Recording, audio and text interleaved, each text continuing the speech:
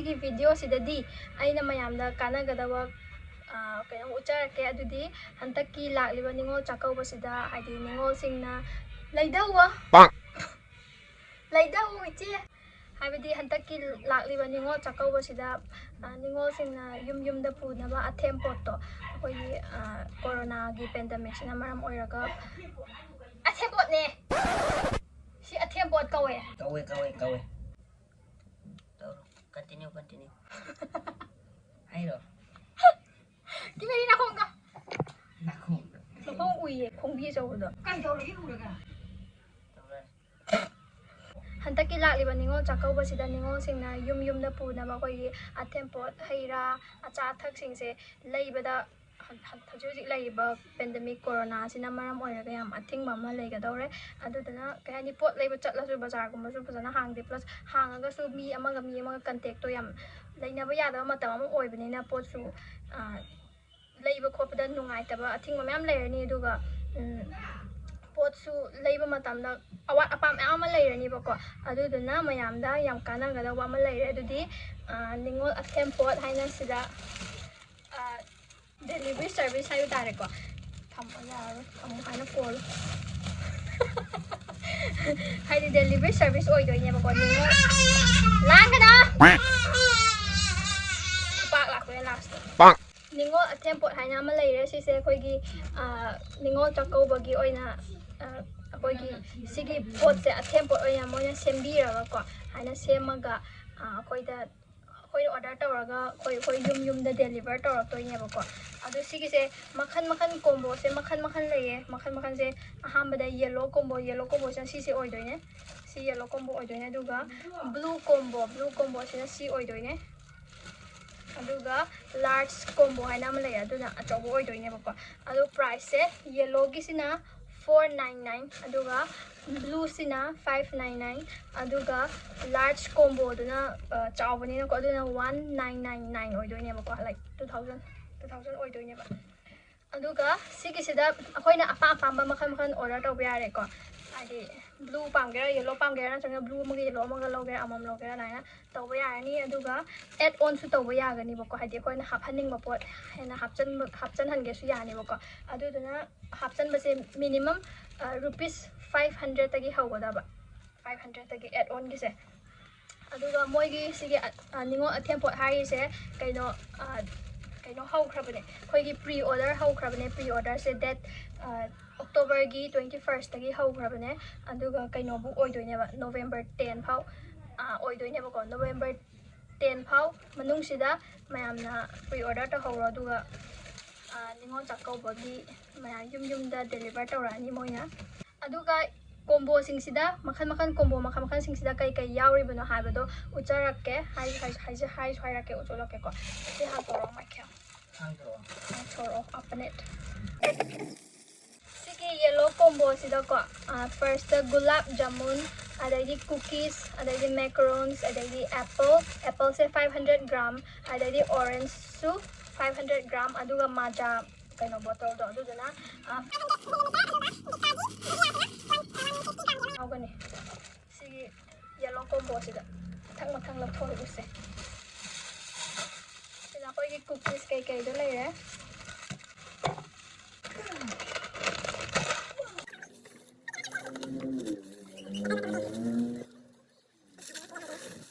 sida gulab jamun leire adaidi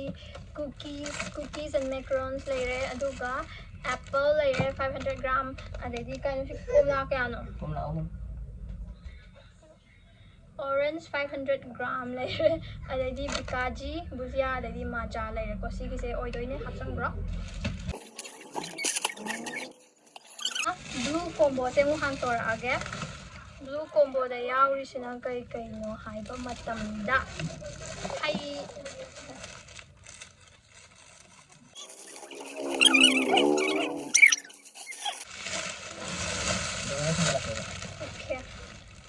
nang matang puthoro ko ay nakabla nang matang puthoro yani mira ahambada blue combo yawi se banana lapoy banana di amat suni yawi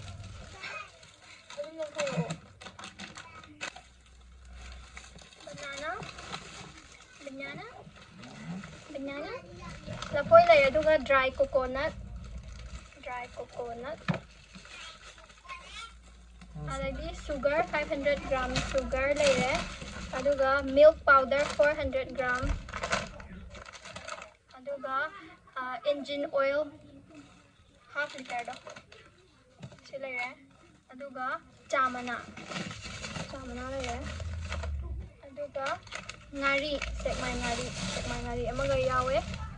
Si makai sina blue combo hadi 599 rupees 599 gi combo do oidoina sina. Aduna si laire aduga large combo dudi akoi da laite hoje last combo sina kai no yawi sai matam da yam yawi sina 15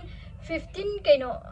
product yawi ba ko pot yawi ba aha bai se gulab jamun laire cookies laire macarons laire bikaji bhujia laire apple orange dry coconut fresh yawi si aduga banana engine oil chamana ngari sugar milk powder maja si sina engine oil guma se 1 liter oiba maja su 1 liter oiba milk powder su 1 kg oiba sugar su 1 kg oiba apple su 1 kg orange su 1 kg daina sisina hena quantity su yamakwa pot su yamakwa dai oidoine ba ko sigi price na 1999 adune ado mayamna order ta hobiro pre order ta hobiro before November 10 aduga yum da somsongi yum da deliver tawra ani aduga kayani pandemic sigi maram oiraga pot su dana pot puninga su kayani sudadi nuate dana duduna sunaba sumaina moidagi oina order ta hopi horo aduga kamaina order ta ugni hai matam dana contact number hapamge sida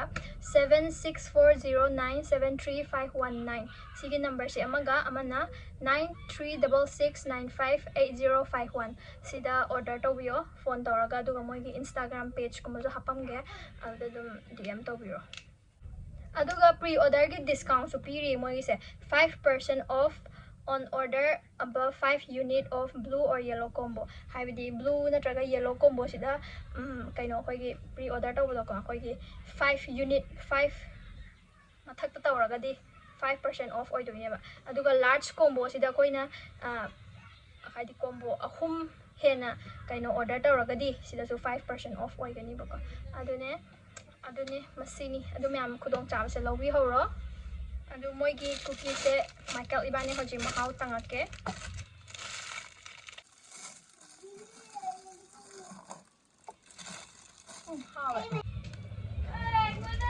kan namani ho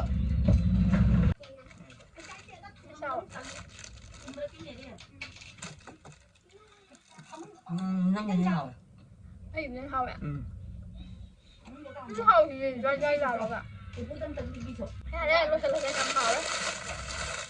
đấy friend sa của anh cái sang hàng đó ato may ang kasi video sa lo siya lagi nung I ready like the bye bye.